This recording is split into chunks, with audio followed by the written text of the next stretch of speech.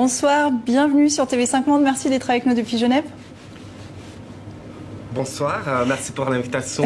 C'est un plaisir. Vous êtes l'auteur de ce projet Genève Africa qui est destiné à nouer des échanges littéraires et culturels entre la Suisse romande et l'Afrique. Vous avez demandé à 2 écrivaines suisses de prendre contact par courriel avec 2 auteurs congolais. Ça donne ce recueil, Genève Kin 2020, la correspondance, aux éditions BSN Presse en Suisse.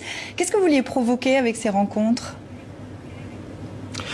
Écoutez, je voulais simplement essayer de de construire des ponts entre 2 peuples, 2 continents que je fréquente très bien, que je connais très bien, et que je pense ne se parlent pas ou alors ne se comprennent pas. Alors, si les ponts jetés ne fonctionnent pas, puisque je ne suis pas forcément ingénieur en génie civil, alors ne serait-ce une petite échelle. Et cette petite échelle, c'est la correspondance. Comme genre littéraire, on pensait depuis longtemps que ce genre était disparu. Alors, la nouvelle, c'est que la correspondance existe bel et bien. La correspondance, on n'a pas besoin aujourd'hui d'avoir du papier pour le faire. Les réseaux sociaux ont pris une bonne part de marché. Donc, on a besoin du courriel. Un courriel, quand on sait qu'on écrit à un écrivain. Vous renouez avec le genre épistolaire via Internet, c'est ça ? Exactement, par courriel. J'ai parlé quelquefois de manière un peu barbare de courriel stolaire. Voyez-vous, est-ce que quelqu'un peut encore reprendre un papier et puis écrire une lettre collée et envoyer à Kinshasa, dont je ne sais pas tout à fait si les services postaux sont au taquet, mais avec le courriel, ça marche. Ça marche et on voit très bien que l'épistolaire, le courriel, est un genre littéraire. Il y a le genre épistolaire et puis il y a la rencontre qui se passe finalement lors de la première étape du projet. C'était fin février à la fête du livre de Kinshasa, capitale de la République démocratique du Congo, qui est la plus grande ville d'Afrique francophone au monde, avec ses 15 millions d'habitants à peu près.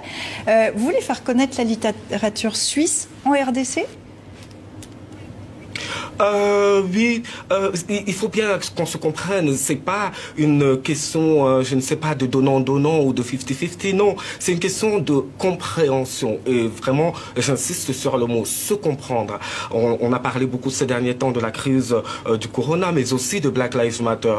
Comment allons-nous nous comprendre si nous ne nous lisons pas, si nous ne fréquentons pas nos espaces géographiques, nos réalités quotidiennes pour nous comprendre réellement? Et c'était l'occasion aussi de réfléchir à des moyens de distribution efficaces des livres. Complètement. Alors, les moyens de distribution du livre, c'est pour cela que j'ai pris dans le Quatuor une promotrice et distributrice du livre, Missy Bangala.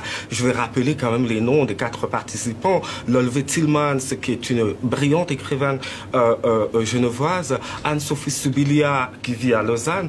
Et puis, Missy Bangala, qui est congolaise. On voit vraiment tout l'effort, tout l'acharnement qu'elle fait dans la promotion du livre là-bas. Et puis, Ali Richard Moutou, qui est auteur, qui écrit en lingala, on connaît combien la question est épineuse, et puis qui est responsable de la bibliothèque Wallonie-Bruxelles. Donc ça permettra vraiment...